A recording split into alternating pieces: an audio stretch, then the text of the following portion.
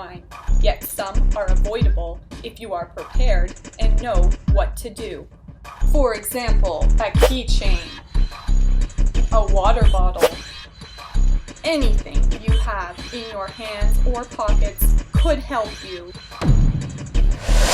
These are the main target areas to throw the objects.